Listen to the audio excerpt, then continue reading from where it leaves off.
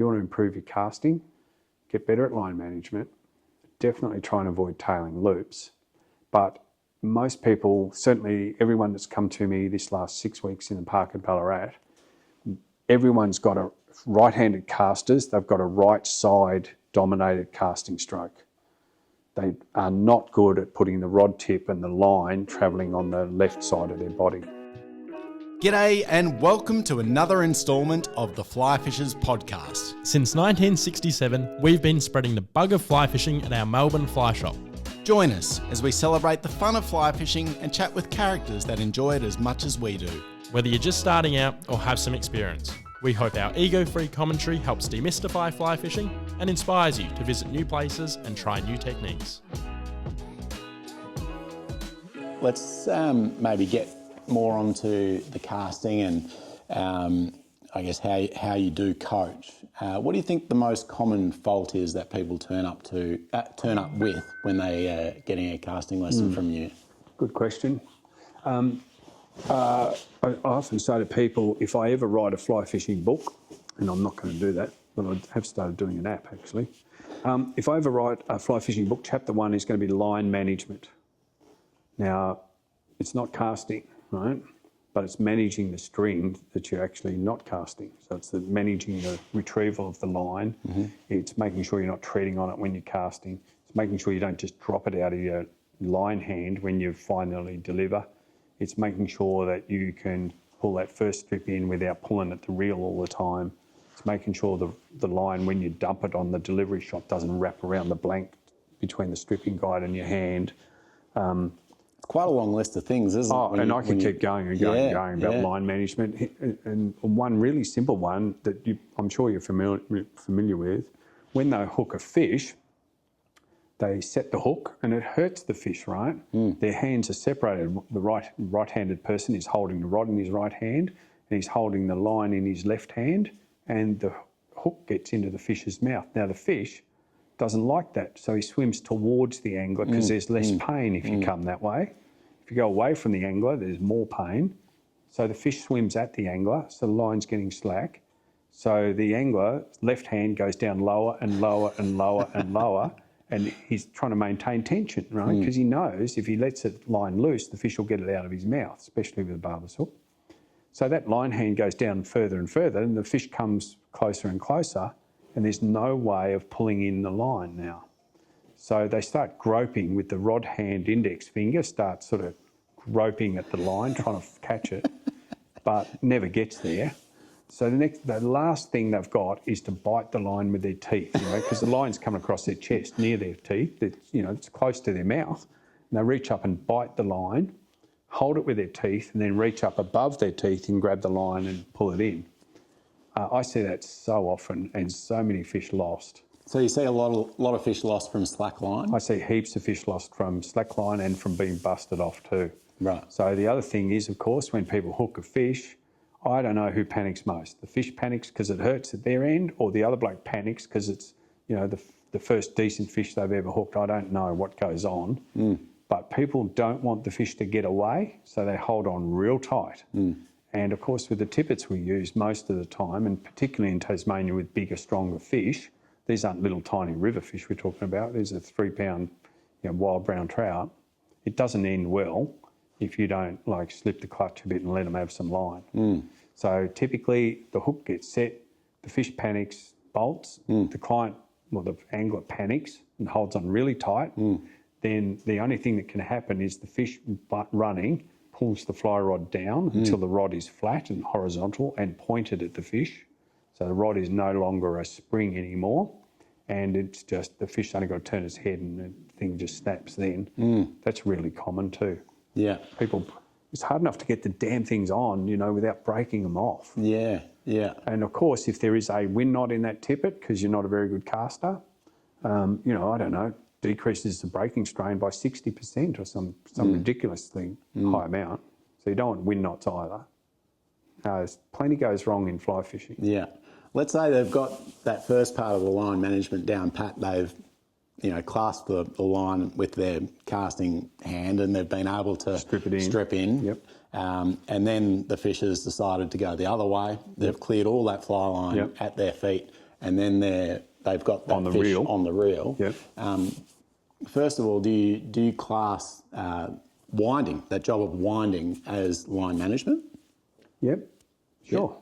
Yep. It'd be down the list a bit of the priority of line management, but it's there. Yeah. So one thing I see very often, I'll never forget a bloke, I don't know who he was, this was 20 years ago, 25 years ago, when Brumbies Creek was fishing really well, and I was out in the drift boat or a raft in those days every day, and I knew where all the fish were feeding at that time of year. And I remember seeing a fish. I took 2 clients who were not very good at fishing, and I anchored the boat and they could see the fish at like 35 feet away. It was just far enough that I thought we wouldn't scare this fish. It was like 4 pounds. It was really quite a big fish. And he was feeding flat out, just like he was yesterday and the day before. Like I knew Freddie, it's like Freddie the fish there. And I talked to the guys about what we're going to do and when we're going to cast and what's going to happen. And it went according to plan, which is pretty rare for a couple of muppets on board my boat. Anyway, the bloke hooked it. And I thought, oh, that's good.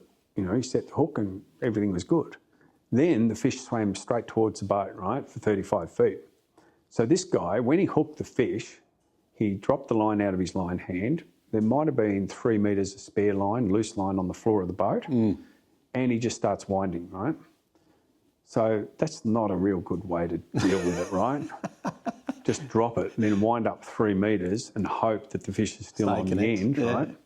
But of course the fish was swimming towards us, and you can see this fish swimming quite fast towards the boat. And I was in the middle of the boat as a rower, the clients were at each end, and I saw the fish go underneath my seat, right? Like it was dead centre of the boat and it just went under.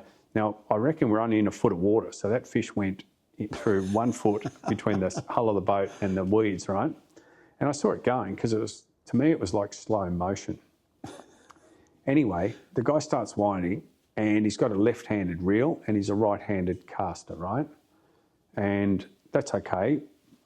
He's probably gone into a tackle shop, is my guess, right? I don't know what your shop's like, but he's probably gone into a tackle shop, bought a rod, reel and line, and the staff say, which hand do you cast with? And he says, I'm right-handed. So then the tackle store guy doesn't ask any more questions. He goes out the back and he sets up the reel with backing on it and the new fly line to wind left-handed, right? Then he gives him the package and he leaves the shop. Now, the wood duck doesn't understand that maybe the reel could have been left or right hand. He just thinks, oh, well, the bloke asked me, I cast right-handed, I must have to wind left-handed, right? So this guy's got the rod vertically up in the air. If you can imagine, the rod is vertical, and that's fine. I want the rod high to absorb the shocks, in the initial part of the hook set. So the rod's vertical, but now the fish is swimming towards us, and this guy starts winding up the slack line from the floor of the boat. Now, because he's not very good at winding left-handed, and especially a fly reel's got a very small radius, the handle's only like 1.25 inches from the centre, he's got to wind left-handed in a very small circle, and he's trying to do it very fast, right? Now, because that doesn't work very well, he actually also rotates the rod handle a bit. So the left hand's doing a little circle as best he can, probably in a triangle rather than a circle.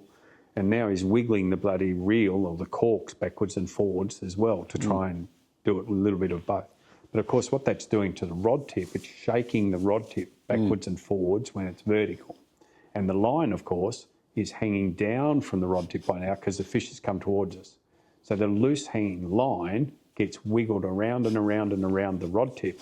And I see it start at the rod tip, and the first wrap puts it down on the first runner. The second wrap, loose loop, comes down the second runner. Anyway, he wriggles about 4 or 5 or 6 wraps down the rod, and now he can't wind anymore, right? The whole thing's jammed up. So he's trying to wind and it won't go. And now the fish has swum under the boat. I said, just pass me the rod, Jim. And he's all locked up on this reel. I said, Jim, pass me the rod. Jim, and I tapped him on the shoulder. I said, Jim, pass me the rod. Anyway, he passed me the rod, and I grabbed it and I sort of pointed it down near the water and I shook it like 5 circles anti-clockwise because it had been wound clockwise. Yeah. And I gave him back the rod. Anyway, we caught that fish. I'll never forget it. You didn't deserve to. But typically that's what happens. When people are not good at winding left-handed, they wriggle the rod tip too much and the line will jag up on the first foot or two of the fly rod. Yeah. Yes, it is line management. Yeah. It happens when people are winding a fly in. When I say, look, wind up, we're going somewhere else, there's no fish here, they'll wind up and get halfway in and it just jags on the tip. Yeah. Then, You're watching the rod tip doing this as they're winding. Then get this though, if there's still a loose loop, they haven't actually, wound all the line to the rod. If there's a loose loop there between the stripper and the reel, they look at the rod tip and realise it's been twisted around. They look, maybe it's been twisted 4 times. It's so common to see people just untwist, so they let go the corks and turn the corks around. So they're turning the whole rod to undo the tangle, right? So they turn it 4 times or 5 times. The tangle on the tip is now undone. The line's coming out the tip and hanging down in the water. They've fixed it. They think they've fixed it. But I know they've just got 4 wraps at the butt now. So now they go to wind and they realise the line has been actually wrapped around the butt now. And now they've got to get the line and go around and around and around the butt. Yeah. Like, oh my God. It's just a comedy of errors, isn't it? Line management. Yeah, yeah. So that would be chapter 1 in the book. Yeah. Common problems. I suspect if you're an intermediate caster, intermediate fly fisherman, biggest problem around the world is tailing loops, for sure. So a tailing loop is the loop where the top leg of the line, as it's unrolling, it dips down and the fly crosses the bottom leg of the loop, and it wants to tangle.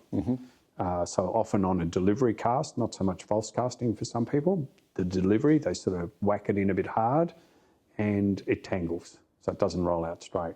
Now, if it doesn't tangle, it possibly makes a win knot. So that's one of the most common faults. Now, sometimes that tailing loop, the fly doesn't come down and cross the bottom leg where it tangles. It comes down close to the bottom leg and then climbs up again. Just misses the tangle. That's a really bad cast too, because in the last little bit of the unroll, the fly wants to pop up. It goes down the Big Dipper, doesn't quite tangle, then pops up. And if it's a dry fly, it'll fall left and right at the discretion of the wind or fall back towards you. So you don't want a tailing loop or a tailing tendency is what we call that effect. That's really common. Yeah, yeah. You talk a lot about the Bruce Richards 6-step method. Can you just explain that briefly? Well, I don't talk a lot about it. In fact, I don't know the last time I've talked about it. It'd be 2 or 3 years. Probably just on our video. Probably. I was going to say that would be the last time I mentioned that, right? Yeah. And I sort of pick my targets. When I'm teaching casting, I pick my targets as to who I tell that to. And I probably should tell it to more people, really. But yeah, the last couple of years of teaching casting, I haven't mentioned it. Just let me go back while I think of something, because I'm old and I'll forget. The third major fault, I think, for people's casting, if you want to improve your casting, get better at line management, definitely try and avoid tailing loops. But most people, certainly everyone that's come to me this last 6 weeks in the park at Ballarat, everyone's got a right-handed casters, they've got a right side dominated casting stroke. They are not good at putting the rod tip and the line travelling on the left side of their body. Everyone's only got a right-hand side cast. And it's really important in fly fishing that you've actually got the ability to turn it over and cast off the other shoulder. Now, if you're a kid and you're getting lessons from me, I'd say definitely spend equal time casting left-handed and equal time right-handed, right? Like AFL football, you will not get a game unless you can kick left and right foot. Yep. In the ideal fly fishing world, you should be as good left hand or right hand. If you're old and you're learning fly fishing, you've got to learn this sort of to salute and keep casting. The rod tip is what's on the left-hand side of your body. You can't just have a right-hand side of your body game. It's too limiting. That would be the third thing. Yeah. No, that's great. But getting back to Bruce Richards' 6-step thing, yep, I probably should use that concept more. I mean, that is how I teach. I look at the loop in the air and then I know what I need to do to change the rod movement. So, yeah. It's the idea of self-diagnosis, Yes, isn't it is, yeah. And if we did that on that video, people should go and watch that, whatever that's on YouTube or Facebook or something. and you should become familiar with it. Or just go and Google Bruce Richards' 6-step method of self-diagnosis, fly casting faults or some bloody thing. I'm sure you'd find it in 2 seconds on the internet. How do you think self-diagnosis versus casting instruction goes? Like, what's more likely to have an impact? Positive. Oh, look, I think that self-diagnosis stuff is, on paper it looks good. You can't argue with it. It's right. Look at the loop first. Step 1 is look at the loop. If it's a wide loop, step 2 is look at the rod tip. What path through the sky did the rod tip take that makes the loop wide, right? So there's just a simple example. If it's a wide loop, you look at the rod tip, and the rod tip definitely went up and down in a windscreen wiper pattern, tip of the windscreen wiper, a dome, domed tip path. The tip path is supposed to be a straight line, right? So the tip path is domed. So step 3 is look down at your body. What did you do with your body movement that caused the rod tip to move in a dome?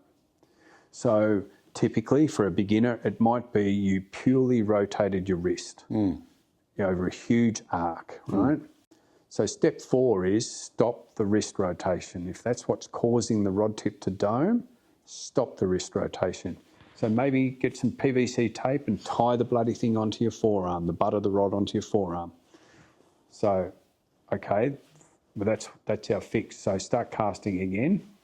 Look at your wrist. Is it locked? Is it more rigid? Yes, it is, because it's bloody taped closed. Step 5 is look at the rod tip. Is the rod tip moving on a flatter, straighter line than a dome? It must be, right? Because you're just taking the wrist out, the pivot of the wrist. Step 6 is look at the loop. Is it a narrower loop? Yes, it will be. So it's you can't argue with that, right? That's okay. In theory, it's a really powerful kind of technique. In theory, it is, right? But if you don't know much about casting, right, and you've read Bruce Richards' 6-step, you'll get so far with getting the loop right. But I can tell you, as a casting instructor of 31 years, and I've done it all around the world in more countries than I can bloody name, that's a really bad way to take the wrist out of the equation. Like, right, if I heard of another casting instructor that did that, and I had the power to sack them, I would sack them, because that's really bad instruction, right? Yeah. Does it make the person's loop better? Yes, it does. But there's heaps better ways to make the loop better, right? Sure. That's really bad. To tie the rod against their forearm and have them cast like that is really bad instruction.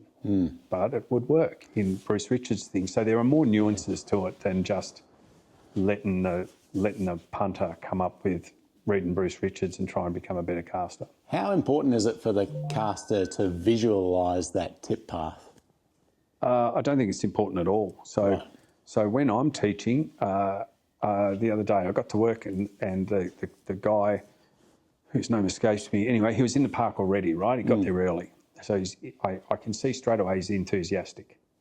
Firstly, he's booked me for a lesson. He's paying $350 for a lesson, right, for 3 hours. So he's keen. He wants to learn. He wants to do better. I'm impressed. I get to work and he's already there, right? And he's practicing and it's cold and windy in Ballarat. So I'm really impressed.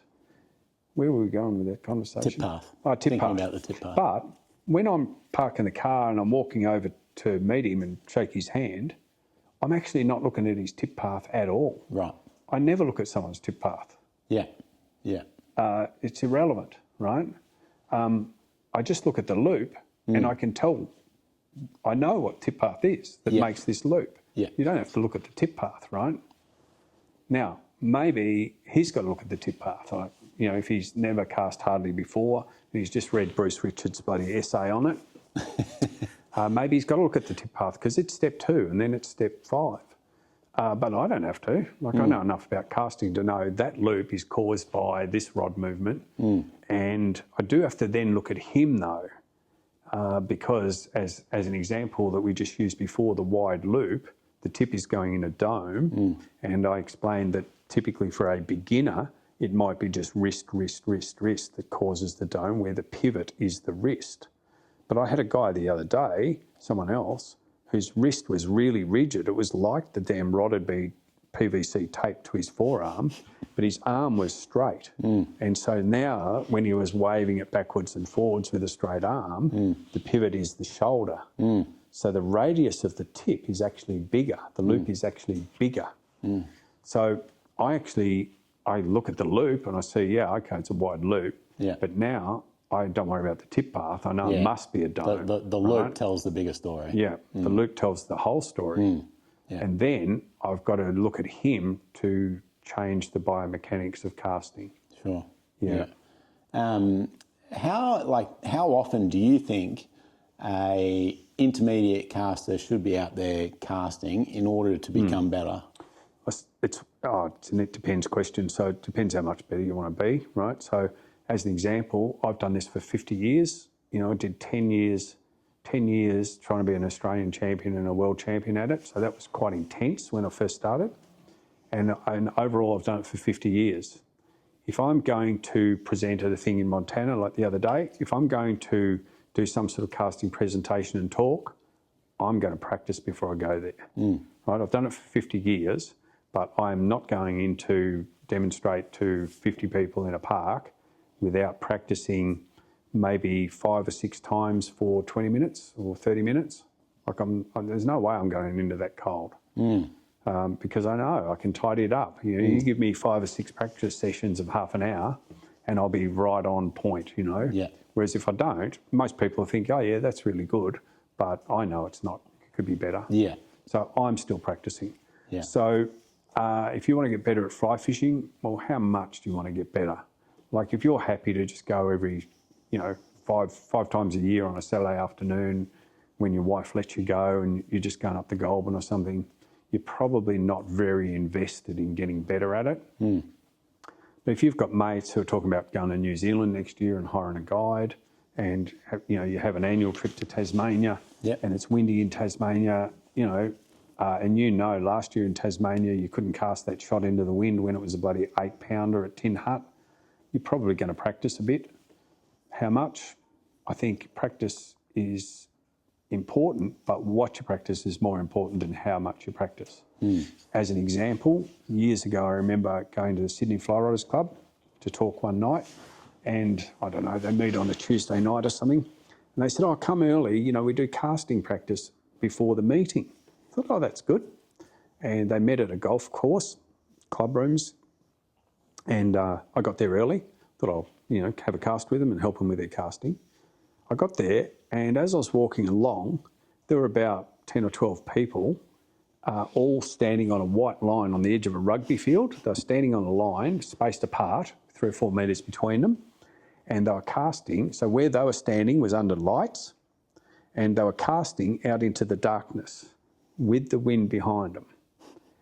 So anyway, I watched them, and I went and had a look at, as best I could, at some of the loops they were throwing, and they were just piles of crap, you know. They were throwing tailing loops and big loops, and none of the lines were landing straight down in the darkness. So when we got talking, I talked about casting. I said, listen, you blokes practice, but what are you practicing? Like, you're standing in the light and you can't actually see the loop. The loop's going out into the dark. You don't know how it's landing. You're not watching it fly through the air.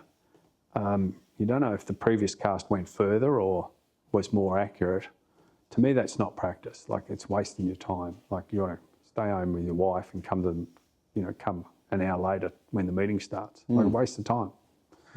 So if you're practicing, you've got to practice to targets, or you've got to practice with a tape measure for distance, or mark your line so you know it went further this week than last week.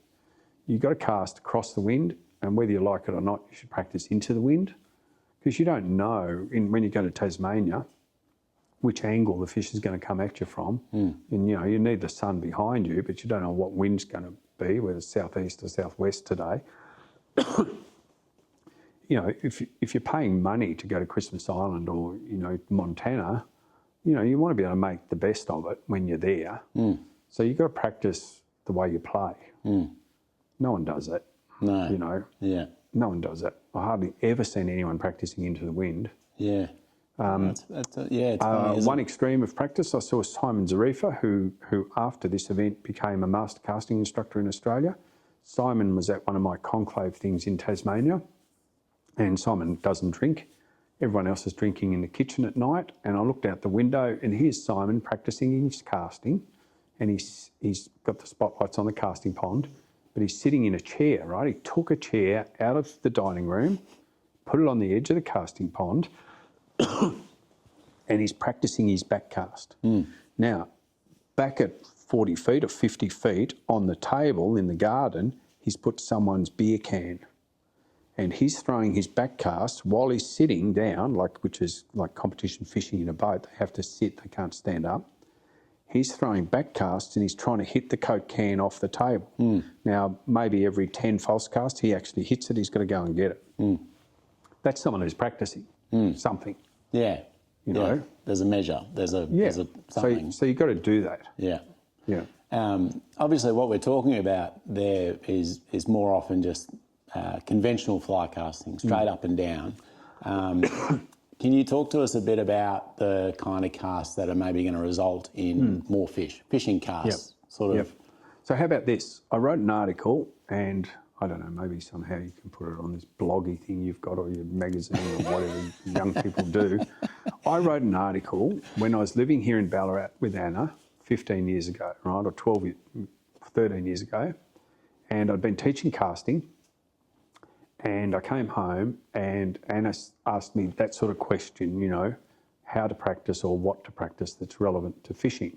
So I sat down and I wrote an article, and I'd have to revisit it and find it, but I think I called it the 3 stages of practice. So stage 1 is to get down the park on a sunny day with the wind behind you, but casting sideways to the wind, right? So the fly line, forward and back cast are at right angles to the wind, right? Bright coloured fly line, orange fly line, sunny day, so it really stands out. And you need to practice loop control and loading move, right? So you need to be able to control the loop, wide ones, skinny ones, dome them, tailing loops, just learn how to change the loop shape and change the trajectory, you know, high back cast, low front cast, etc. And loading moves, smooth rod loading. So make a nice parallel loop, left and right is the way I look at it. If the wind is on my back and I'm facing downwind and I'm casting to the left and right, where the wind is sideways on the front loop and sideways on the back loop, there's no back cast now. The line is either going to my left or it's going to my right. You can watch it. Once you've got nice parallel loops, change the tempo. Like in a car, change gears, go into second gear.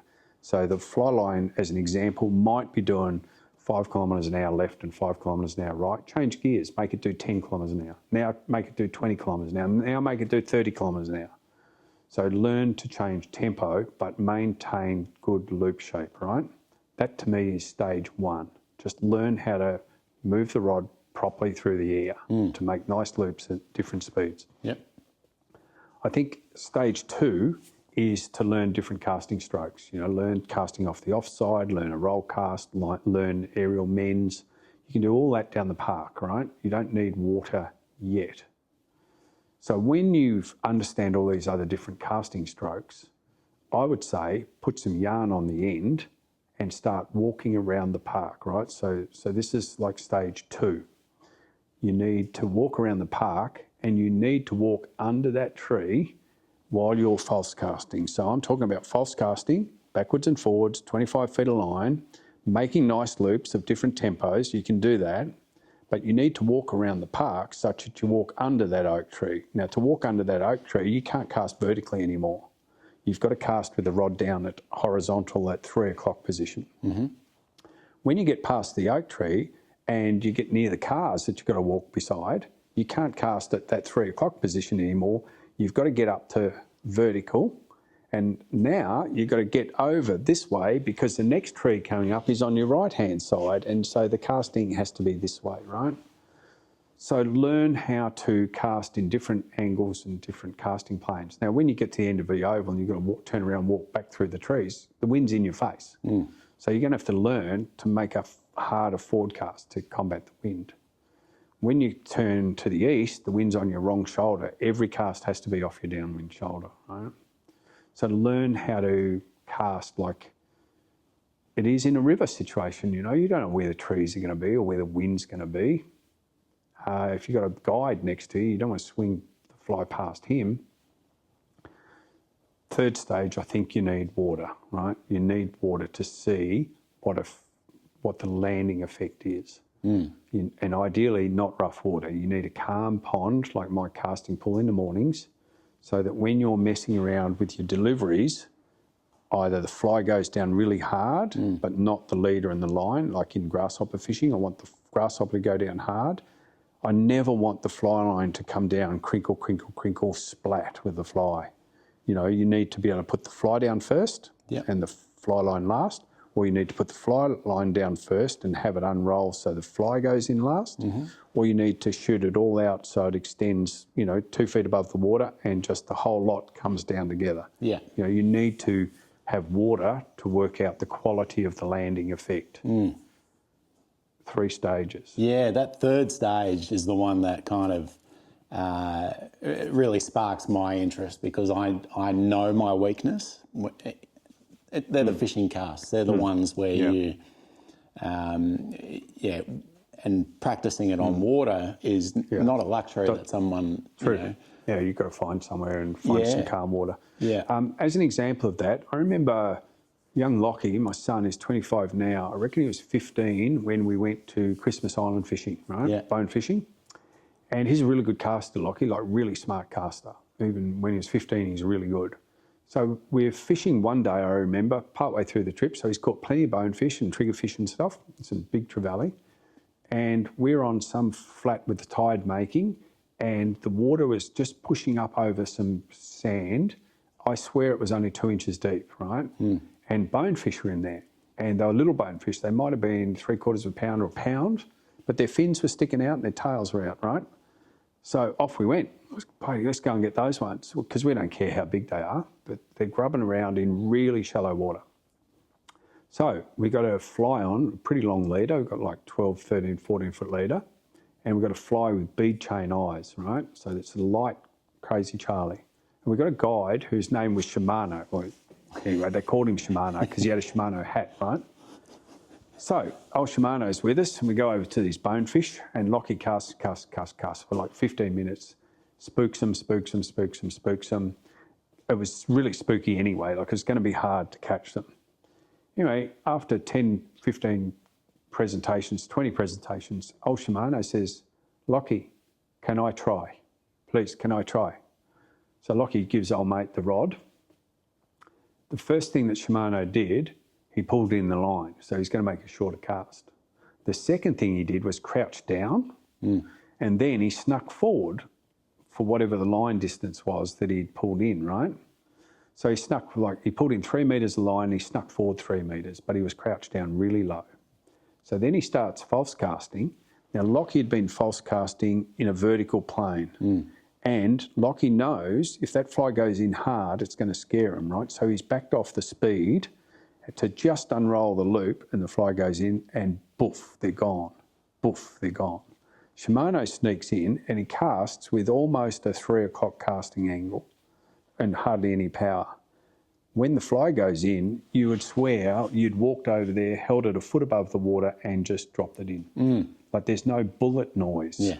When Lockie's casting with a vertical loop, the fly unrolls from top to bottom, and it's a bullet noise going in. It's that noise. Yeah. Shimano just puts it in sideways, and it just little plip, and the bonefish come over, and he caught a bonefish first cast, right? Yeah. And I'll never forget, I said to Lockie, I was standing next to him, I said, do you get that, Lockie? He said, oh, Dad, I get it. Like, it was really obvious what the difference is here. So, yes, you need to be able to, with a grasshopper, I want it to go down hard, right? I want a concentric circle when your grasshopper hits in river fishing. The fish will come from miles when they hear that plop. If your fly just flutters down and just doesn't make a splash when it hits the water, no fish are coming unless it drops in on top of one. Yeah. Then I have to get the client to move it to try and attract the fish's attention. But if you go bam, bam, bam, bam up the river. They come from miles away. You don't miss any fish, they just come. Yeah, so different casts for different situations. There's obviously... It depends, right? It's an experience. It always thing, depends, Polaroid in Western Lakes, wading Botsford as an example. People are familiar with the 19 lagoons. You're wading, so you're deep in the water already. But if you cast with a vertical rod and a vertical unrolling loop, they see it coming a lot. So you need, in that case, you don't need the quiet, gentle delivery. It's often windy, but you need a low angled unrolling loop so they don't see it coming. If you cast overhead, they just see it coming. Yeah. So it depends, hey? It does, yeah. Another thing I've noticed in your emails is, there's that saying, tight lines, as kind regards, tight lines, where I think yours says slack leaders. Slack lines catch more fish. Slack lines catch more fish. Talk to us a bit about that and how you use maybe leader design and the way that you set up your gear to achieve. Yeah, so look, it's an it depends thing though. So when you're polaroiding in the Western Lakes of Tasmania, it's windy as hell, and there's a fish that you just get a glimpse of. You're not sure if that was a fish or not, and you got to make the shot now, and it's got to go in front now, and everything's against you. You don't want a really long, fluffy, bloody leader that is going to impede the accuracy and quality of the delivery, right? So you want a relatively short leader that straightens. Bang. Like 9 feet in length or shorter again? No, I reckon 9 feet's too short. But having said that, one of my mates, Harry, down there, he builds cane rods. He thinks the ideal cane rod for wade polaroiding, which is what he specialises in, is 5 feet 10. Right. So this is really short. Now, I get that. There are lots of times where the light conditions in Tasmania are not favourable to us. And the fish will, when you're deep in the water, the fish will swim up to your legs. So it's not about, you're not scaring fish at 50 feet. You're scaring fish at sort of 8 or 9 feet. I can remember 4 or 5 times where clients, I've said, this is windy, the wind's behind us, the light is really bad. The fish will be under your rod tip when we see them, right? Like the fish will be 10 feet away when we see them. I can't see 20, 30, 40 feet, right? So if that's the case, just let the fly go out of your hand. Like let the wind blow the fly in front of us. Do not cast it. You've got a 9-foot rod and there's 9 foot of line out the end. If you cast it, it'll be at 18 feet. The fish is at 9 feet, right, under our rod tip. I can remember many times where a client has just let the fly go. It's blown out maybe halfway up the rod, like halfway, like seriously 5 feet away. Fish has come up and eaten it. Right? So that's why Harry uses a short rod, 5 foot 10, because he knows a lot of shots are really close to you. The other thing Harry does, 6 foot leader. So 5 foot of rod plus 6 foot of leader out is 11 foot. So that's his first shot, like 11 foot, bam. Yeah. He catches heaps of them at 11, 12 feet. I'll bet. If you've got a 10 foot bloody rod and a 15 foot leader, good luck when you're wade polaroiding. It's not right. So it depends. So when I'm polaroiding, a shorter rod would be better. And it's not that uncommon, or maybe I did it twice last year, it's not that uncommon where I take the guy's reel and the bottom section of his 4-piece rod and I hold that next to him and he holds the top 3/4 of it and he's got the line. So now we've got less than 7'6", I think it's 7'4" or something. And he's catching them, and I'm just pointing the reel at the thing when he's got them on, right? And he just pulls them in by hand, and I wind up the slack. So it takes 2 of us to do that. But if you've got bad light, you need Harry's approach of a shorter rod, right? 9 foot's too long, right? Yeah. So it's an it depends thing, I reckon.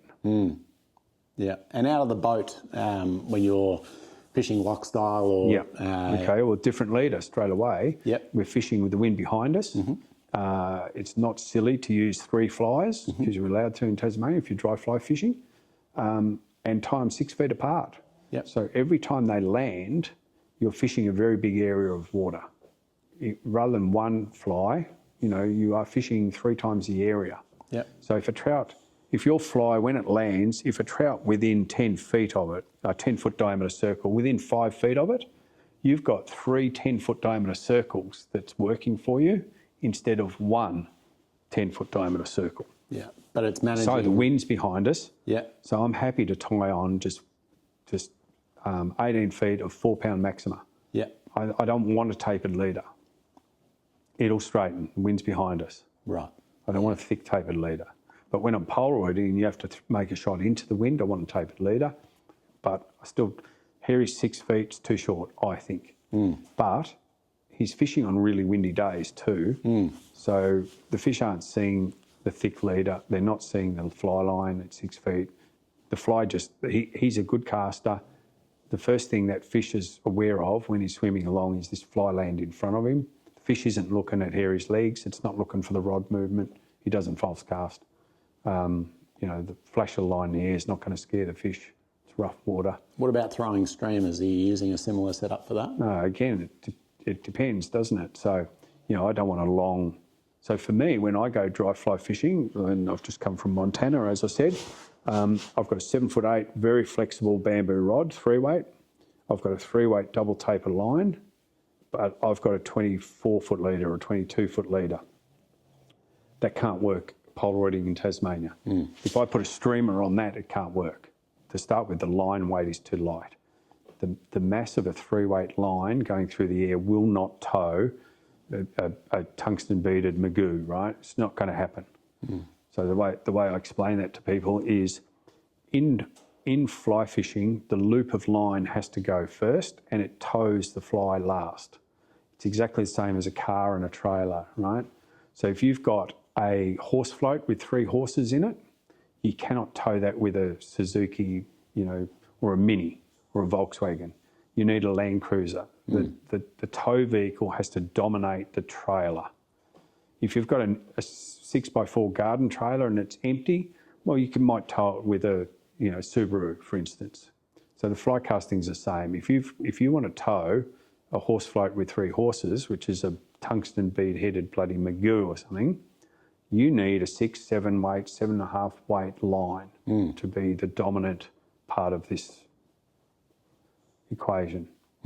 My 3-weight doesn't work. Yeah. So with a leader too, a long level 4-pound maximum leader of 18 feet is not going to work for that fly. So you need a shorter, stouter leader for sure. But the main thing is you need a heavy line to tow it through the air. It's funny, in the shop, one of the more common things that we hear when we get to the leader wall with a customer is, I need a leader for my 5-weight. I need a leader for my 4-weight. And it's like, as you're saying, it depends. I want to know more about where you're fishing, what you're doing in order to provide a better leader recommendation. How do you get people to get the picture with that idea of the leader being a moving feast, being something that needs to be adjusted? Just a really simple thing like this, what I've been carrying on about in my personal development as a better fly fisherman over the last 10 years has been this Japanese long drift leader setup with the soft rod and the 22 or 24-foot leader. And let me just talk about dry fly fishing in rivers to start with, right? So when you're dry fly fishing in a river, basically when you make the cast, if your fly has landed tight, so the leader is straight, if you straighten your leader, you are dead in the water already, right? So let's, as an example, just casting across a river with a couple of various flows between you and the fly, right? So we cast 40 feet across a river, the fly lands dead tight on a tight leader and a dead straight line. You think that's a good cast? It's not a good cast at all because it landed tight. So the second that lands, the various water speeds against your line at right angles to your fly line and your leader are going to start dragging your fly, right? So let's say there's a current 3 feet in front of your rod tip. You've cast 40 feet. 3 feet in front of your rod tip, the current's ripping past. It starts to drag your line downstream. It drags your dry fly towards you, so the fish are not going to want to eat that. So now you lift your rod tip up and you do a mend, right? So now you flip the problem back upstream. So you fix the problem at the rod tip. Now, in doing that, you've pulled the fly tighter at the other end. So between the problem you've fixed and your fly is still 30 feet. There will be other currents pushing on it that are going to cause the problem. So the fly is always dragging, right? And sometimes fish look like they've taken your fly, but you miss them. And the truth is they never really had your fly, right? Or as soon as a fish shuts his teeth on that fly, because it is dragging, he can feel it pulling in the side of his mouth. Now, the last 200,000 times he's eaten something, he never felt anything pulling sideways in his mouth. So they just spit it out before you strike, right? So it's really important to me in river fishing that you never can straighten your leader. If you straighten the leader, you're dead in the water. Right. Now, there are some exceptions to it. Grasshopper fishing, the fish, if you know what you're doing, you put the fly down hard, the leader's straight, the fish will have that fly within 1 second or 1.5 seconds. So it doesn't matter about drag, right? If your fly's dragging, just take it out and chuck it in again, because they want it within a second or 2 seconds at least. They just hammer it. So it depends. But in general, if you go river fishing and you make a cast across the Goulburn River or the Akron or wherever, Hauka, if that lands tight, the first thing you should do is get your tippet out and get 6 feet more tippet, 6 feet of 4X or 5X, and put it on your leader. Whatever leader you've got, just put another 6 feet on. So when you make a cast, if that straightens, get another bloody 6 feet. So the idea is you make your best effort at chucking it across the river and it does not straighten the leader. So in my fishing with the long Japanese system, the leader is 22 feet as an example. My best cast, I cannot get the fly to go more than 12 feet past the nail knot, right? I can't. So you give me 10 casts, one will land 12 feet past the nail knot. The next one might land 12.5 feet past the nail knot. The next one lands 11.5 feet past the nail knot. The next one lands 12 feet past. So I still throw it in the same window, right? But there's 10 feet of loop tippet past the leader and tippet, past the fly and back to the fly. Does that make sense? Yeah. Leader's 22 feet. Yep. I land the fly at 12 feet. That means there's 10 foot of slack in the system. So now when the river starts pulling at my fly line, let's say the river drags at 1 foot already. Well, now I've only got 9 feet of slack at the fly. Now I lift the tip of the rod up and I flip that mend upstream. Maybe I flip it too hard and I pull another foot out. Well, I've still got 8 feet at the fly and I've pretty well fixed the problem. Now, if there's a current between the problem and the fly, which there will be, they're moving some of that slack out too, but I've got 8 feet, right? So that current might be pulling a foot out every 10 seconds or something, but the drift is now 20 feet or 30 feet. And if there's another problem further out, now I can lift my end up higher and bam the loop further to fix that problem. And I might have used, to do that, I might have used 2 more feet out of the fly end, right? So you've got to have slack at the fly end to effectively fish running water with dry flies, in my opinion.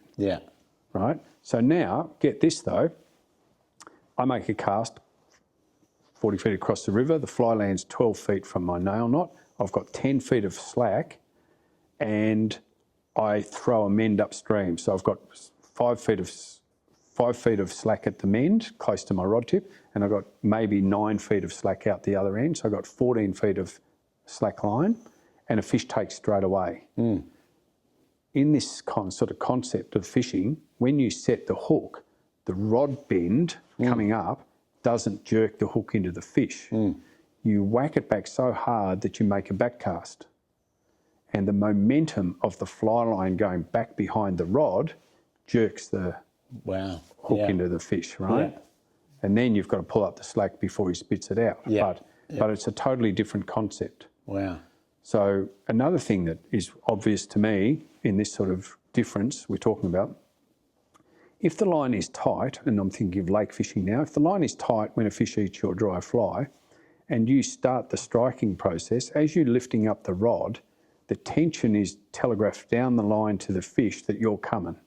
And they feel the fly moving in their mouth or getting tight, and they spit it out. Same as if you had a steak tonight, you put some steak in your mouth. If for some reason it was getting pulled sideways at your lips, you would spit it out. So they do too, real quick. Whereas I've got so much slack, I've got 10 feet of slack in the system. The fly line is doing 100 miles an hour into a back cast before it jerks the hook in. So the fish doesn't feel anything because there's so much slack. There's no warning, right? With this system, there's no warning. The other thing is, when your fly is tight, getting dragged across the current and the fish grabs it, when a fish comes up and judges the travelling speed and distance of the food item, yours is cribbing sideways ever so slightly. So he judges it to come dead straight at him. He rises dead straight and the damn thing's going sideways. So I think a lot are missed because the fish misjudged it. Then the fish shuts its mouth on it and feels a pull. That's bad. We've just talked about that. But the other thing is, if there's 10 feet of slack tippet around your fly, you think it's a bad cast, and I'm telling you, it's a good cast. Slack lines do catch more fish, right? If there's 10 feet of slack tippet, when a fish rises up and opens its mouth, the fly falls down the waterfall into his cavity of his mouth, right? When the line is tight, and I'm thinking of a lake now, same in rivers, when it's tight, it doesn't fall in with the water flow. It's tight. So if you've got slack line, the hook sets are much deeper in the throat, for sure. Yeah. Interesting. So this long drift leader method, would you say that's kind of revolutionised the way that you fish rivers? For me, yeah. Yeah. For Nick Taransky, for David Hemmings, for 4 or 5 people in Australia, for my son Lockie, for some of the people that have been to Cressy Cane, where I imported the 2 Japanese guys that are exponents of it. The 20 people that were there that weekend, where we went up the river and fished with the Japanese guys, when you see it firsthand, there's no other way. I'm telling you, there is just no other way. Have you had any other similar discoveries to that in your 32 years of guiding? Oh, look, maybe the lock style fishing when the English came to town, when John Horsey and Martin Cottis came, that was a bit of an eye-opener for me. 3 flies, not 2, level maximum leader, not a tapered leader, seal spur flies, not hackled flies, bright colours. That was a big eye-opener in terms of the way fishing was done in Tasmania. Yeah. And for river fishing, this is like, I've never seen anything like that in the world. Maybe the Spanish competition anglers are into that a bit, but not as refined as the Japanese have refined it. Yeah, and the Americans got no idea. Yeah. Like, you talk to any American about a leader for dry fly fishing on the rivers, and they got some serious currents to deal with. Oh yeah, 11 feet, tapered leader. Yeah. The Japanese leader is so thin in the butt, if I had to guess its diameter, it might be 0.35 or 0.4 of a mil, like 12 pound maxima is the butt. Yeah, right. And the leader's 22 feet long. Yeah. Whereas, I lost a leader. I only had 1 leader in America last year, and it pulled out of the super glue joint like 3 days before I had to leave. So I looked in all the tackle shops in Ennis and West Yellowstone. All the leaders are thick butt, really heavy power butt leaders for turning over Chernobyl ants, big rubber bloody flies, or, streamers. Yeah. And my 3-weight fly line, the end of the leader is thicker and stiffer than the fly line. Like, it just not going to work. Yeah. So when someone says, can you give me a leader for a 5-weight? It's not such a stupid question. I hear what you say. You've got to find out what they want to do with that leader first. But not such a stupid question, and the bloke would not know this, of course, but most of the leaders on the wall would be too thick in the butt to use on a 2-weight line, for instance. So any of the leaders would fit a 5-weight line, but if for my 3-weight, I'd want to look at the diameter of the butt to see whether I can glue it inside my fly line, because I want a glue joint. I don't want a nail knot.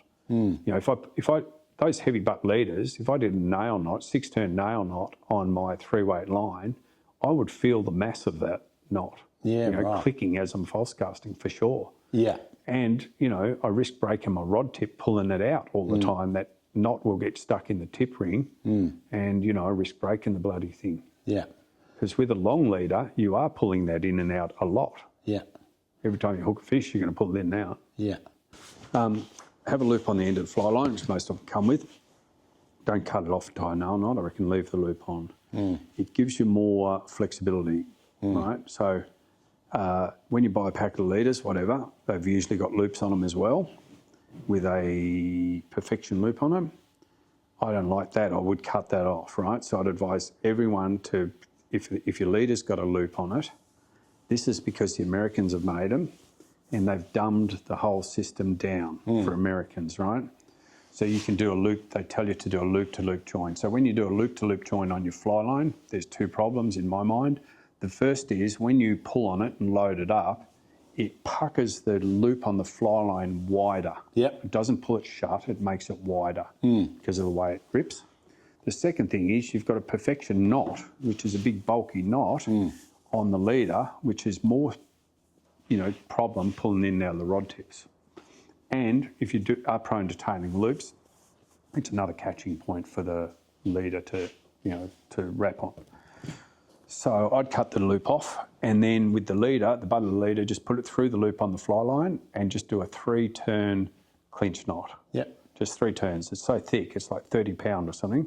Just do 3 turns, poke it through the first run and pull it, spit on it and pull it tight.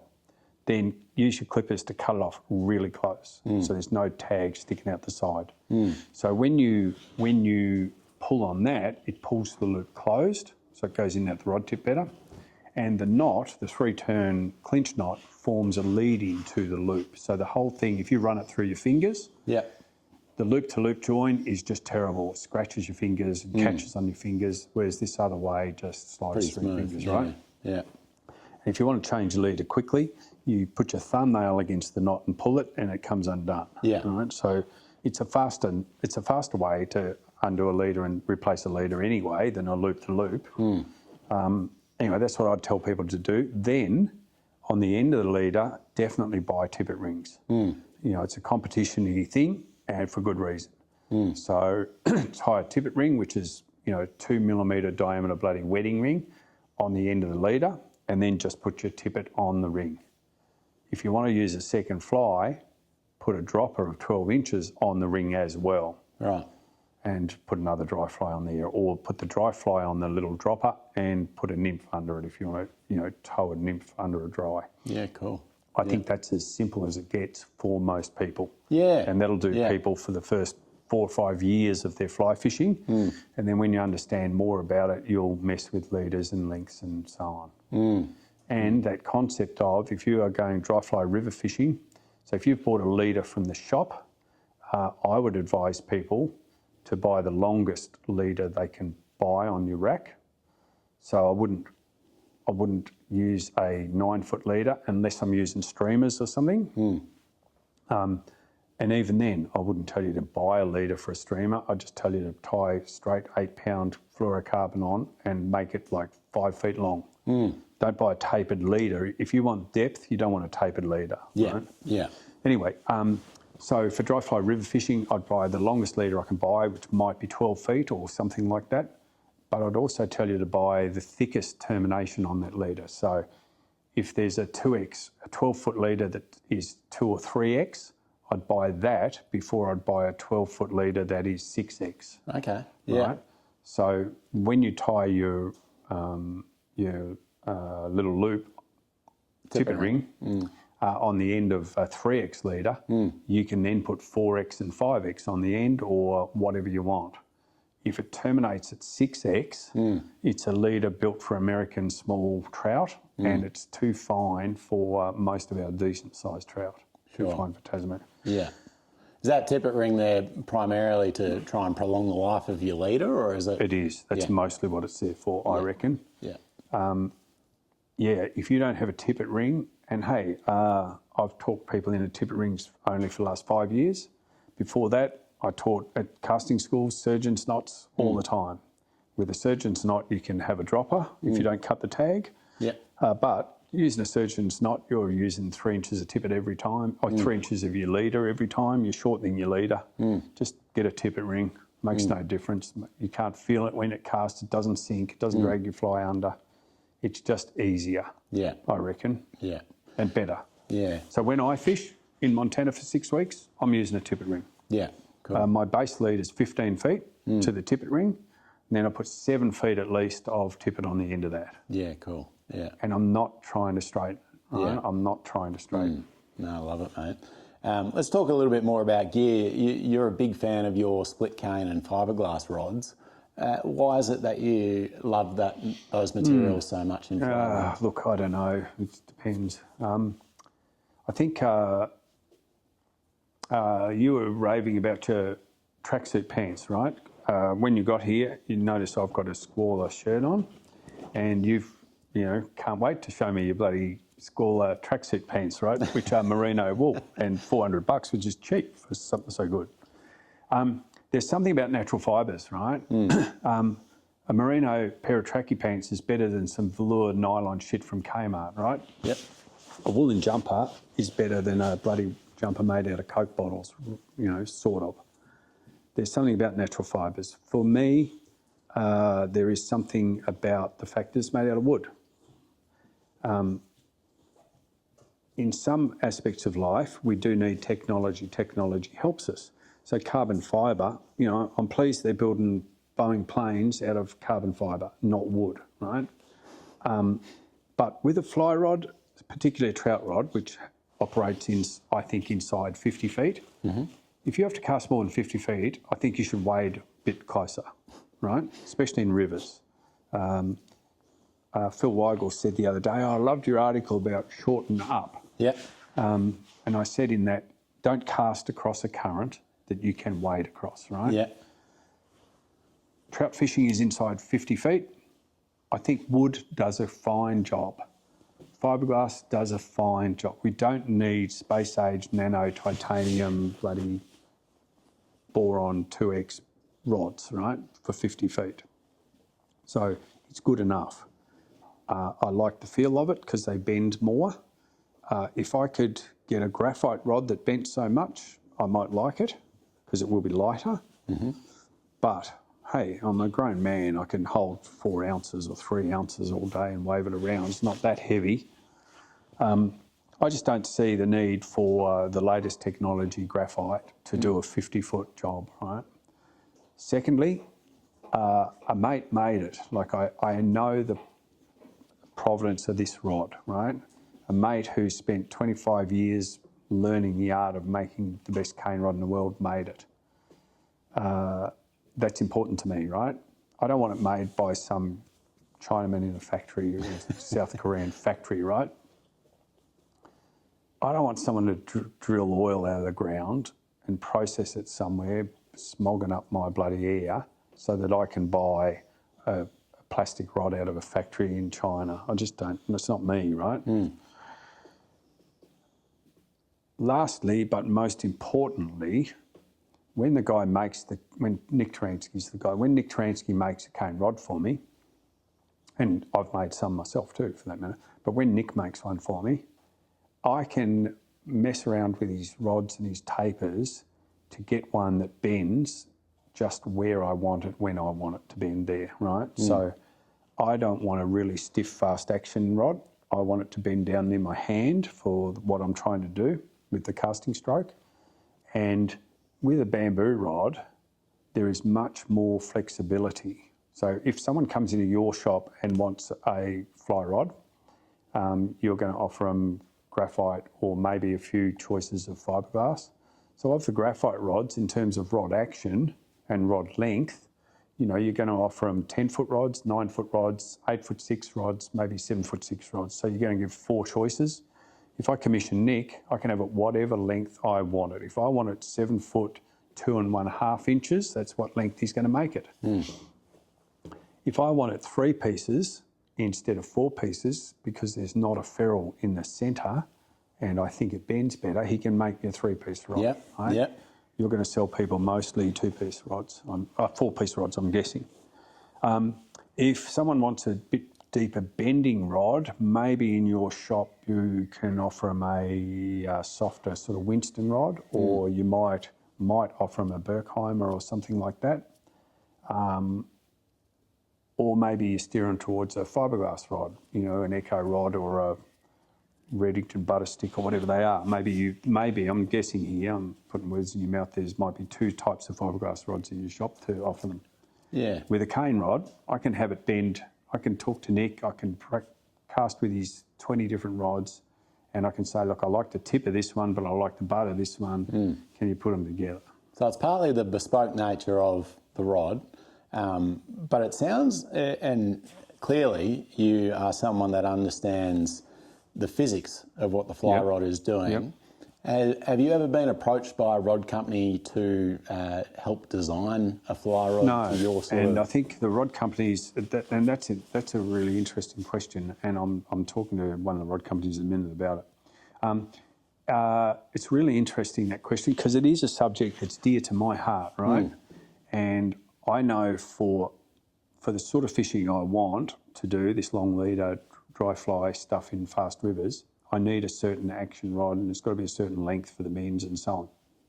It's got to be 4 pieces so I can travel with it. But if I'm going to Christmas Island, I'm not going to take a bamboo rod. I'm going to take a Loomis Asquith, right? I've got my 8-weight rod. Well, I've got an 8-weight Sage, but my 8-weight rod that I would take is an Asquith, right? Because it's seriously good casting tool. This is like a Boeing bloody carbon fibre Dreamliner instead of a wooden bloody Wright Brothers plane. That's important to me, that I'm not frigging around on Christmas Island. But I do, that's probably the best tool. And maybe not, maybe the best tool would be a fiberglass rod, actually, 8-weight fiberglass rod, but that's another story. It's definitely not bamboo. But in trout fishing, for the size rivers that I'm fishing and the size fish I'm fishing for, it's probably is bamboo, right? But once you get down the rabbit hole of bamboo rods, and hey, I'm 63 years old, right? I've been around and I know how to cast any rod, so it's not about the casting. I can cast any rod to get the fly there. Maybe I am a bit of a bamboo snob, right? Maybe. If you gave me, and I have got a Japanese fiberglass rod that Bill Higashi and Larry Kenny made, who was the original Scott guy, one of the original Scott guys. And it is a very deep flexing rod they've designed for that sort of style of fishing. It's one of the nicest rods I've ever cast in my life. It's one of the nicest rods I've ever fished with in my life. And my son Lockie just fished with it for 3 weeks in Montana every single day. He caught as many fish as I did. But I actually don't want to use a fiberglass rod. I want to use a bamboo rod. So maybe I am a bamboo snob, for sure. Yeah. Years ago, I talked to Tom Morgan, who owned Winston for 30 years. And I said, Tom, what's your favourite material for a fly rod? You know, trout rod. Is it fiberglass, because he built fiberglass rods? Is it bamboo, or is it graphite? And he looked at me and he said, I love them all. So, I mean, he's got a point there. I love them all, but I just want to fish with a bamboo rod that a mate made, that I took a lot of time working out the bending and how it bends and where it bends, because it is important. So because I've cast a lot for 50 years, I can pick up any rod and cast it, and I can tell you whether it's a nice casting rod or not.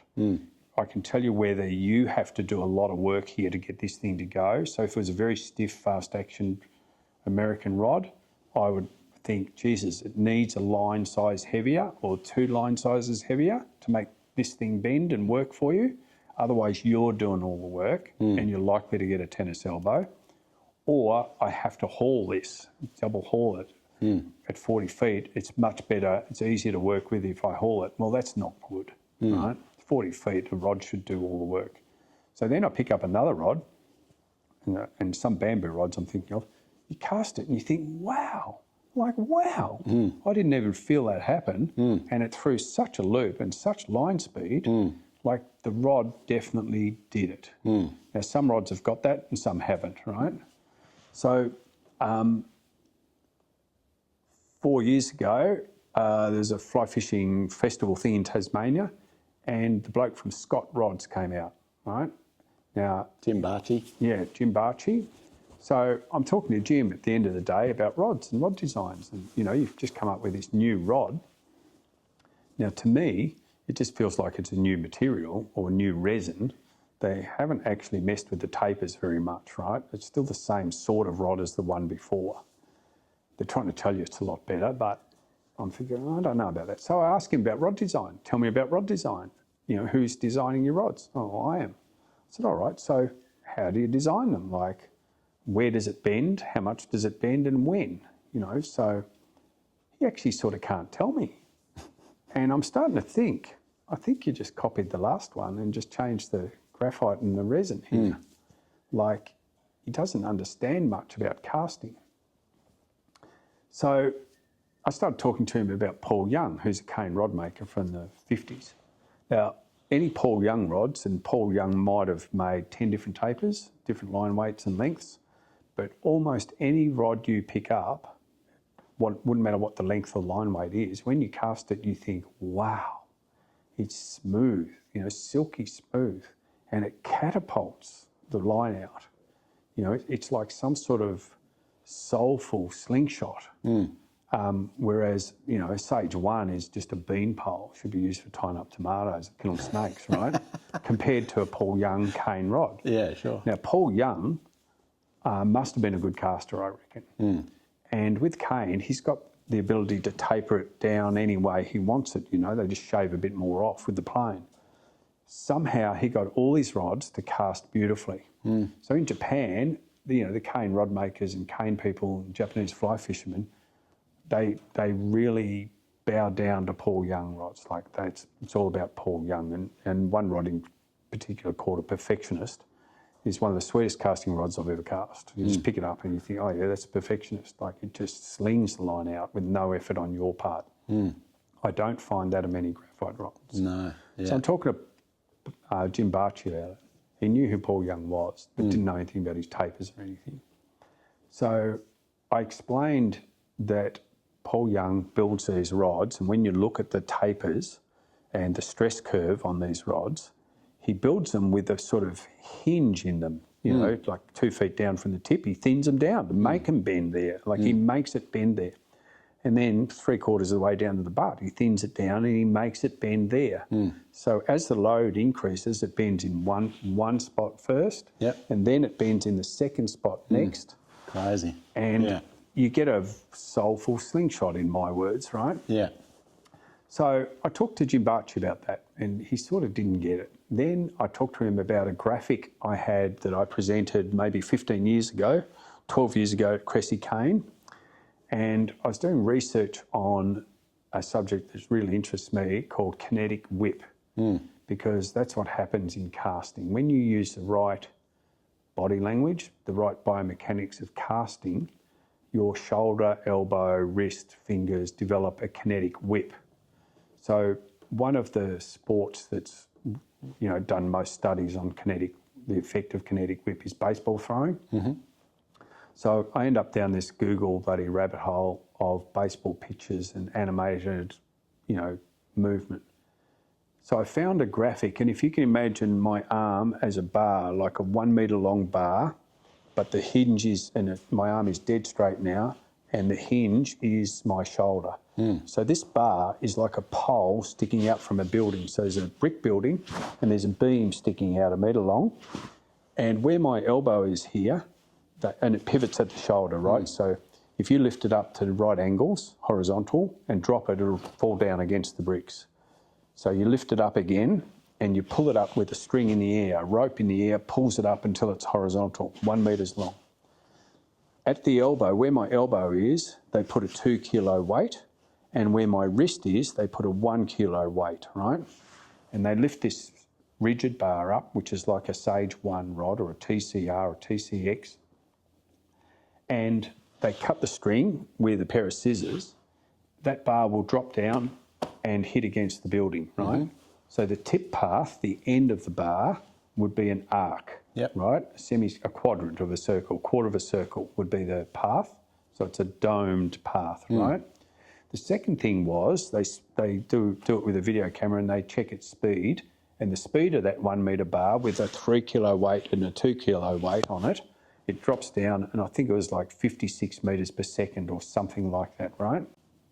But the second animation on this thing with these links you pull this bar up, but this time, not just the shoulder pivots, it doesn't just pivot at the wall, but the elbow here pivots, right? So it's like a chain with a pin through it. Yep. But they've still got the 3 kilo weight there, but this moves like like a beam inside it. And at the wrist here, they've got a pin through there, and they've got the 1 kilo weight here still, but this moves as well, right? So when you lift that up and pull it out horizontal, and pull it up with a string and pull it out tight, when you cut the string with a pair of bloody scissors, this one drops down, but because it's got an elbow in it and a wrist in it, the weight, the 3 kilo weight at the elbow drops down first. Yep. So that means the tip comes in towards the shoulder. The 1 kilo weight at the wrist here comes in second. So this one's come down, this one's come down and in too. So you get this thing bend, and then as it comes down, it straightens out again. Whack. Yeah. And it gives a whack. Yeah. So the tip path, when you looked at the tip path, it is a curve, but it's a really flat curve, right? It's not a sharp circle. It's not a quadrant of a circle. It's like a flat arch, really flat. And the tip speed, instead of 56 metres per second, was something like 89 metres per second, right? It was like hugely different velocity at the end when it hits the building. So I talked to Jim Barchi about this. He's there standing there like he's been enlightened by some guru of fly casting, right? I just found it on the internet. Yeah. So I presented that at the cane rod thing, right? Because I think Paul Young rods are designed with the elbow and the wrist bend, and just like a baseball thrower does. So if you cast that way, so if you cast with 1, 2, 3, if you get kinetic whip in your arm, and then the rod is designed with kinetic whip to continue on, you get bang for buck out the end. You think, shit, how did that happen? Like that flew and I did hardly anything. Jim Barchi just thought, where's this coming from? To his credit, he emailed me about 3 weeks later. He must have gone home to America, and he emailed me and he said, can you steer me towards that internet stuff about the beam that drops off the wall? So I sent it to him. Now, I'd presented that to the cane rod people a dozen years ago, and they got it straight away. You know, you can't argue with the velocity increase for the same weights and the same length lever. It's just where it bends and when it bends is important.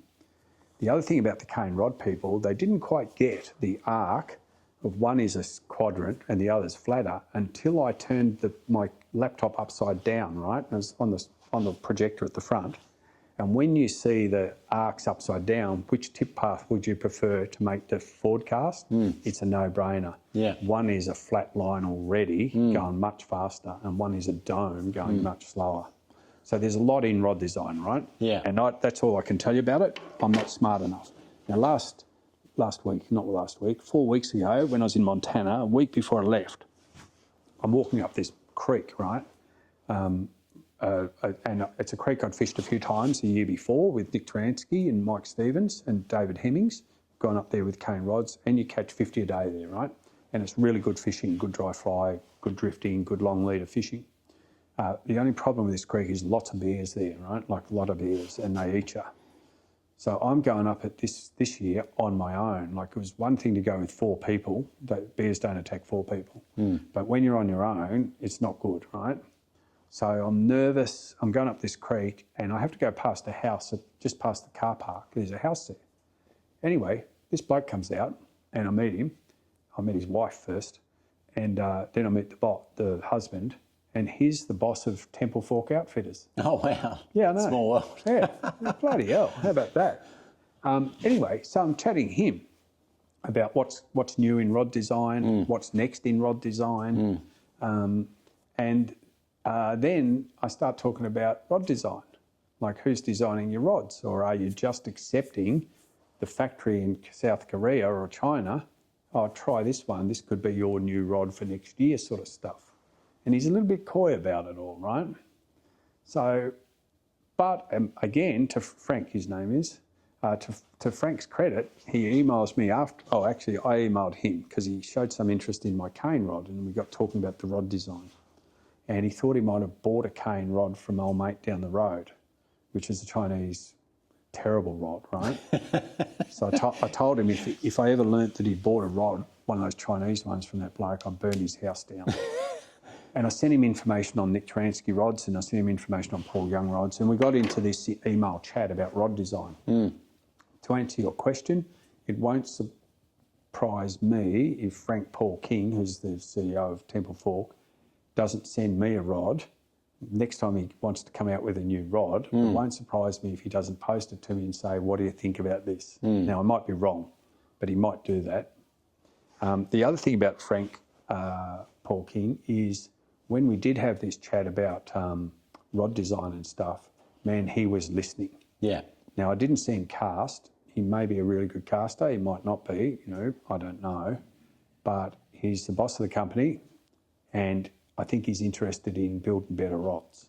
So we'll see what happens with that. Yeah, yeah. No, it sounds, in your mind, there's still quite a lot of room there for development in fly rods. Huge amount. Yeah. But what I think has happened, the manufacturers have backed themselves into a corner here, and now it's going to be hard for them to extract themselves from their mantra of the last 20 years, right?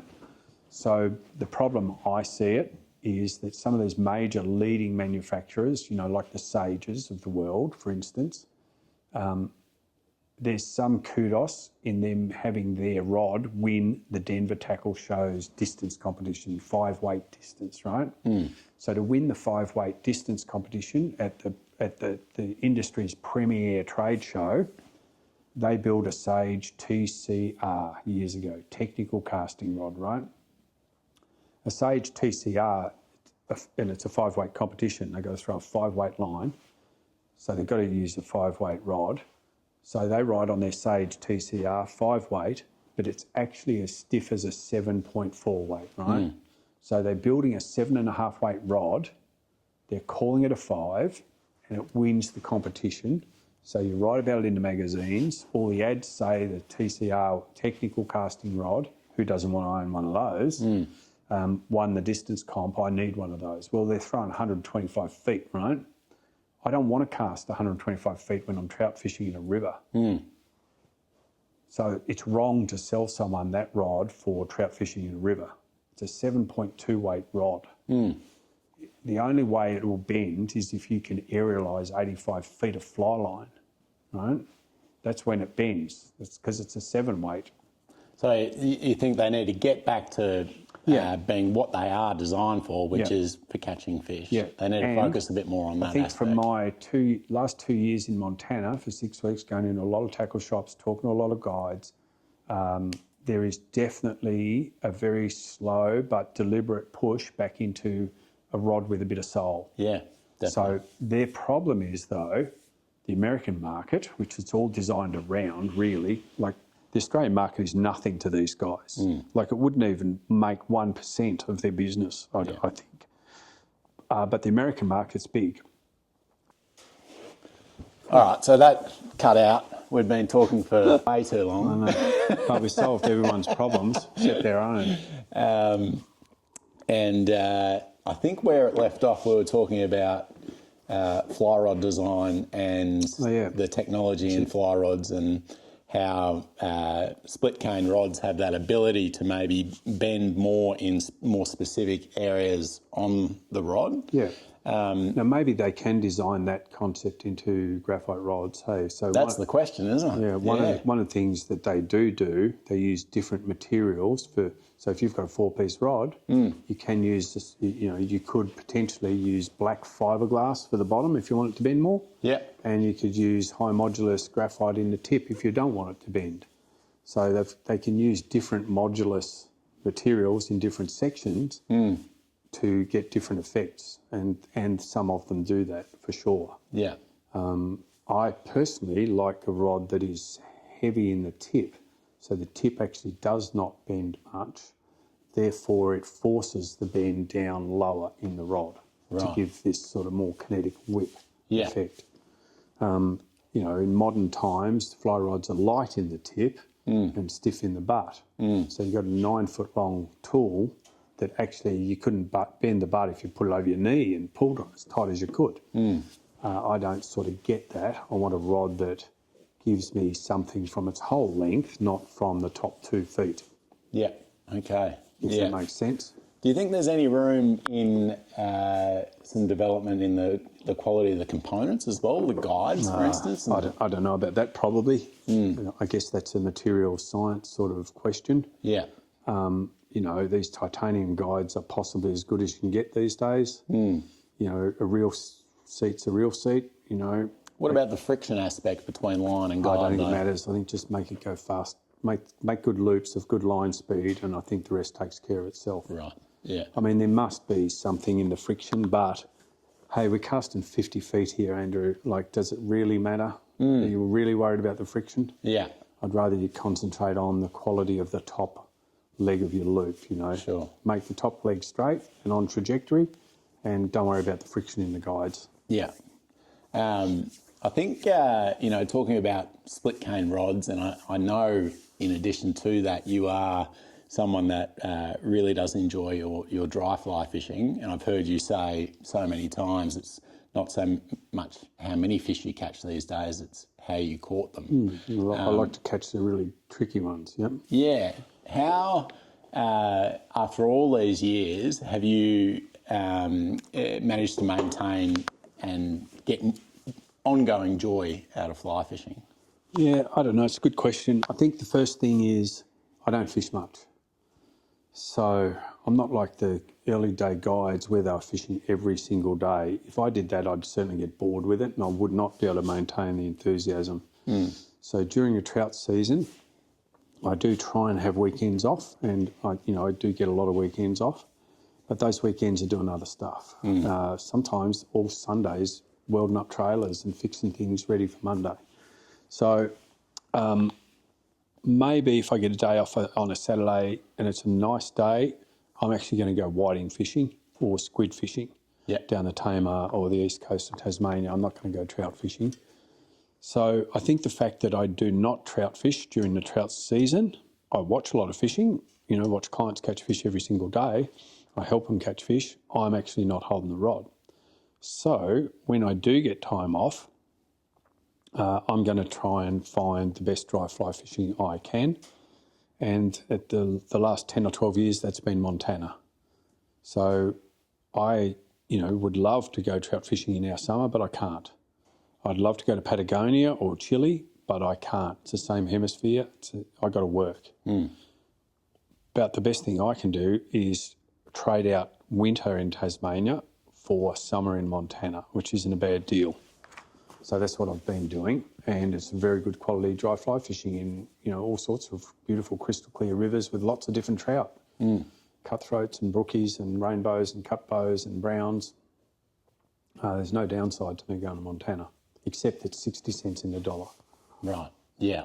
It's an expensive place to travel to these days, isn't it? Yeah, and, I'm going to fish for 4 weeks in Montana, and I'm going to really love it because I do not fish the rest of the year. What has more appeal to you travelling there? Is it the fly fishing community and the that fly fishing atmosphere that you get there, or is it the dry fly fishing, as you say? What's the bigger appeal? I think it's all of that and some. So the first thing is the scenery. That Montana area where I go, they call it Big Sky Country, and it is big sky. Like the valleys are wide, the mountains are tall. It's pretty impressive, geography there. The second thing is weird animals. I bumped into a bear this year, which I didn't really want to bump into. I had my music going. I've got a boombox speaker on my backpack, and in that beary country, or they call it furry ground, I've got that speaker going flat out, like AC/DC, loud as you like, to tell the bears I'm coming. And I bumped into one this year, and it must have been bloody deaf. And you don't want to bump into bears; it's not good. So it's the weird animals, it's the scenery, it's also the fly fishing culture. So you go and have a coffee in the morning and 100 drift boats go past while you're having your coffee sitting outside. People come and say, where are you fishing today? Because they've got waders on too. Very cool. The Yanks are really nice people, like really hospitable. It's a friendly place. and you immerse yourself in fly fishing culture that you can't do here. Maybe Myena in the middle of summer has a bit of fly fishing culture about it, more so than anywhere else I've been in Australia. But in Montana, at that time of year, it is full on. The bug hatches are something to behold. Like, we just don't know what bugs are anymore. You know, last year in Tasmania, it was the worst hatches of mayflies, gum beetles, midges I've ever seen. This year in Montana was the same as last year and the year before. Like, the bugs are getting under your glasses. Wow. You know, like they're tickling your bloody nose while you're fishing. And the fish are rising to them. The fish are looking for them. So really good bug hatches, really good scenery, really good fly fishing culture, really nice people. 5 years ago, I wrote in my diary before I came home, when I go back to Australia, I want to be more like an American. Now, you know, that's not something I would write, right? Yeah. But that sort of Midwest of America, they are so nice, so welcoming, so hospitable. I don't know where it comes from, whether it comes from their upbringing, their schools, or their Christian, you know, God-fearing culture. I don't know. But bloody oath, they're nice people. Yeah, unreal. So it's all of that and some. And yes, I can fish in crystal clear running water and catch 40 fish a day if you want to. And every cast I'm practicing that accurate presentation with drag-free drifts. Yeah, beautiful, mate. Which is hard. Yeah. And, you know, obviously this season that's coming in Tasmania now, are you anticipating that it's going to be a bit more of the same and quite tough this coming season, or do you think... I think I've been around long enough to not anticipate anything, right? So fishing's fishing. It's a day-by-day prospect. I think last year's the worst I've ever had, and on my local river, as an example, I used to be able to wade someone up that river and catch 20 fish a day without any trouble. And last year, we really struggled to catch 4 fish a day. So the fish are not there, I reckon. And what fish are there have been scared by the cormorants. So the fish that aren't there are eaten by cormorants. The ones that are there, like 50% of the ones that are left have got cormorant scars on them, so they're nervous. So it's just hard to catch them, 4 fish a day instead of 20. Now, at the end of last season, so in April, I went up that same river and one bloke one day caught 19. So we're getting back to normal, I think, right? Now, of those 19 fish, they were all 6 inches long. One might have been a foot, right? One. But the rest were all cookie-cutter 6-inch fish. So last year, when the cormorants were here, that fish wasn't 6 inches. It was like an inch long, or an inch and a half long. And it could hide in the rocks or in the tree roots. The cormorants weren't interested in 1-inch fish. So now they're 6 inches long and we caught 19. So I'm anticipating, if I have to guess, the crystal ball says, I'll go up there next year in March and April in grasshopper time. We'll catch 20 again, and now 6-inch fish will be 10-inch fish. And we'll be back to normal. The cormorants are definitely gone. Yeah, well, fingers crossed. Now, the mayfly hatches that didn't eventuate, and the gum beetles that didn't come, and the midges that were ordinary, I don't know about that. The insect sort of hatches, because my guys like dry fly fishing almost needs sight fishing. Some clients see them underwater, but mostly we're seeing fish rise before we cast to them. If the insects aren't there, you are not seeing them rise. The insects aren't there. Now, it's so bad. Last year I was driving to work and I asked my AI Siri friend on the phone, I said, hey Siri, what is the status of insect population in the world today? Siri came back while I'm driving to work with my client, and Siri told me that insect population is down 30% in the last decade. 30% in a decade. Yeah, no, hang on. 30% in 3 decades. And then it said the butterfly population in America is down 30% in 1 decade. So butterflies are really taking a dive in North America. Insects around the world are taking a dive. I can tell you, Siri didn't know much about Tasmania, but I'm telling you, it's taken a dive in the last 3 or 4 years. And I don't know enough about it to know whether it's going to get better, but I suspect it'll get worse. Now, why? I don't know. But it's the bugs aren't there. Yeah. If you want to fish dry flies, it's a rising fish, good luck. It's funny how these conversations all seem to boil back to habitat. You know, we can bark on about stocking and fishery management and all that stuff, but if you look after the environment, it will look after you and your trout fishery. Yeah, that's right. And in North America, places like Montana, big mountains, where I fish, there's Yellowstone National Park.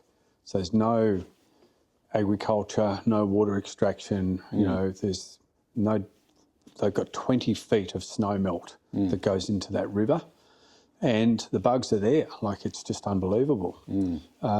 Brumbies Creek at home, even though Brumbies Creek is a tailwater fishery, crystal clear water comes out of the Great Lake, maybe 6-7 kilometres from my place. In 6 or 7 kilometres, that crystal clear freezing cold water from the Great Lake gets turned into yucky, muddy, silty, dirty crap because of the hydros fluctuating water levels, because the crop duster flies every morning and sprays stuff from his plane. And he doesn't spray Turkish Delights and marshmallows, I can tell you, or I'd be out there. So, you know, he's spraying insecticides for the crops, and that bugs don't like that. Mayflies don't like that. And the other problem is the farmers have changed their practices from what Michael Yule called, he said, I'm not a farmer, Peter. I made the mistake of calling him a farmer once. So I'm not a farmer. He said, I'm a grazier. So the northern Midlands of Tasmania was for grazing sheep, merino sheep, and now it's for cropping, intensive, you know, agricultural cropping, where there's huge water extraction, pivot irrigators everywhere. Yeah. They plough the paddock right up to the edges. If there is a rain event, it washes into the river and silts it up. So all the weed beds in Brumbies have been covered with silt. The thing's silted up, you can't even wade it, it's too boggy. And the water flows are up and down, that trout don't like that. So, yeah, it's always environmental. It is, yeah, and we don't want to sound like we're getting stuck into the farmers here, because there's a reality, we all have to eat, but just some kind of, you know, decision making and policy that is going to protect. So I think we as fishermen, trout fishermen, fly fishermen, because we do have an interest in the insects, you know, a worm fisherman doesn't have any vested interest in insects, but we do. And we're observers, we have to be observers of nature to do our job when we're fishing.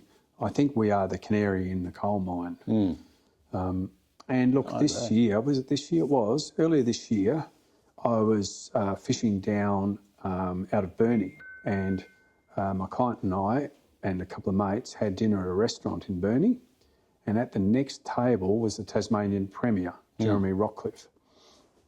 So my mate knows him, and at the end of the night, Jeremy Rockcliffe got up to leave his table, and he came over to our table, as any decent politician would want to do. Now, he's the Premier, for God's sake, he's the big boss.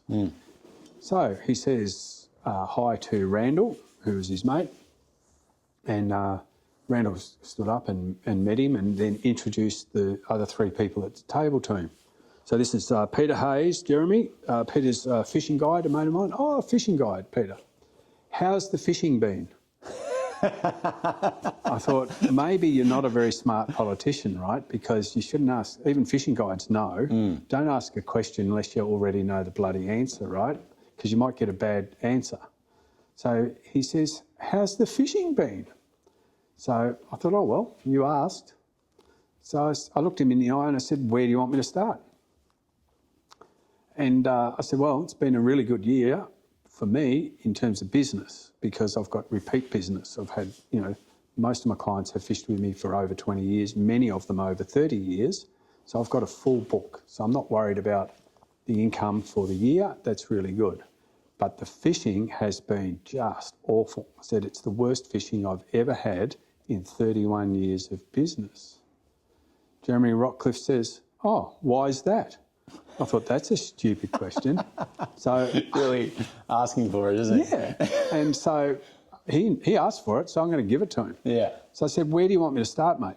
I said, do you want me to start with the hydro, you know, putting the water up and down and no water down the rivers? Or would you like to start me on forestry, you know, cutting down all the trees? Or do you want to talk about the farmers spraying insecticides from the air, ploughing the paddock, silting up the river and sucking all the water out of the river. Like, where do you want me to start? So he looked at me because he could see he's getting a bit of a hiding here, but he shouldn't have asked the question. And he looked at me and he said, "So Peter, is there anything I can do about that?" Now I thought, that's pretty smart. You know, he's only the Premier of Tasmania, but that's a pretty smart question. Is there anything I can do about that? So I deliberately left 10 seconds silence and I looked at him and I sort of thought for a minute. And I said, "Jeremy, sadly, I don't think there is." And I think that's an honest answer of mine. Yeah. I don't think there's anything the Premier of Tasmania can do to solve these problems for the trout and the bugs. Because, and I said to him, I don't think there is, because I want my lights to turn on at night. You know, we need the hydro. I've got freezers to run in my fishing lodge. I like to eat carrots and potatoes that are grown, you know, around me. I just don't think there's anything you can do. The problem is bigger than the Premier of Tasmania. Yeah. So that's, to me, pretty sad state that we've got ourselves into. It is. Geez, I'd love to turn it around and be something more positive to end the podcast on. Okay, how about this? So, I think this is evolution, right? And it is about glass half full, not half empty. I definitely used to catch more fish with clients 30 years ago in Arthur's Lake, when it didn't matter how you cast. It didn't matter. The wind was behind us in a boat. I had poor casters. You know, I hadn't started teaching casting much, and we caught lots of fish. Now, those clients, if I asked them now, "Do you remember that day we got 27 on Arthur's?" They'd say, "No, I can't remember that." You know, you just catch them. They just jump on your hook, right? There's not a lot of skill. Whereas nowadays, you know, if you want to catch one fish or two or three fish and good fish, you have to cast nicely. You have to understand how to mend the line, you know. You have to do everything right these days. So I think that we've all had to man up. We've all had to become better casters. We've all had to become, you know, better listeners. You know, you hear a lot of rising fish if you're paying attention. We've got to be better at seeing fish. We've got to try harder, basically. And that there's no downside to trying harder at anything in life. Yeah.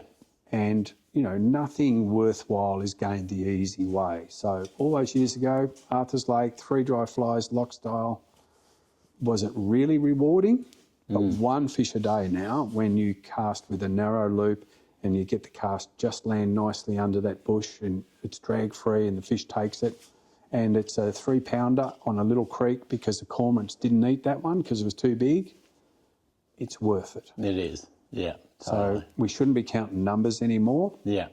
You know, Jim Allen down there's got his Moccapan scoreboard. You know, how did you go today, Jim? Oh, I got 27, or I got 17, you know. The answer used to be a number. The answer should be, had a great day. You should have seen this one I got from under a tree, you know, like bloody hell. Yeah. I'm glad I practiced my casting last winter. Yeah. That's sort of the way I see it. Yeah. No, I think your message there is very accurate. You know, it's once you've done quite a lot of fishing, you start to realise that actually it's the hard one that you get the most fulfilment from. Yeah. They're the ones that really stick in your brain and get you coming back. Yeah. And if anything, for me personally, it's been the difficulty of the fly fishing in Tasmania that does continue to draw me back. I love that it is a puzzle. I love that, you know, you might turn up to a particular like one day and then the next day it's totally different. Those challenges are what keep the mind active and, you know, keep you wanting to work hard. And in you, what I see is someone that seems to have a new technique, a new idea, a new angle every year. You are constantly thinking about your fishing. Now, I know it's partly you, but it's probably also the fishery that you've immersed yourself in. Yeah, look, I'd like to think in any aspect of my life, I never get complacent about anything. I don't want to rest on my laurels. I'm always looking for a different way to do it so that I don't get bored, or I'm looking for a better way to do it so I'm more successful. in whatever success is, whether it's more fish or you catch a tough one or whatever. Yep. No, that's good, mate. Be forever the student. Yeah. Keep trying. And it is evolution, hey. We're all evolving. Or we should be. Yeah. Yeah, no, totally agree.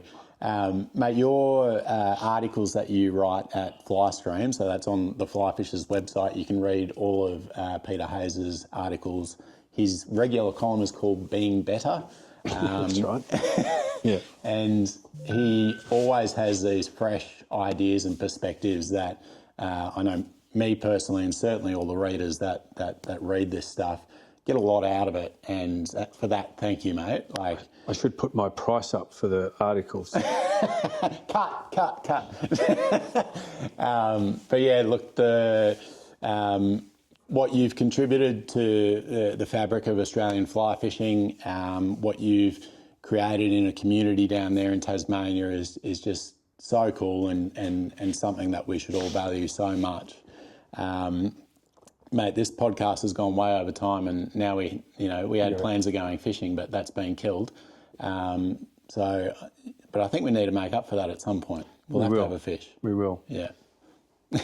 And thanks for pumping up my tyres again. No, you start by pumping up my tyres, and then you finish by pumping up my tyres. Just all part of the program. But yeah, look, if you want to see what Peter Hayes is up to, it's peterhayesflyfishing.com.au. Just.com. Just.com. And I'd suggest if you want to get in with a casting lesson or a guided day with Peter, you should register your interest. And if the availability does pop up, I implore you to really jump on that. It is a golden opportunity. You will learn so much. Hazy, Thanks again, mate, for the chat. I really appreciate it. No worries. My pleasure. Anyway.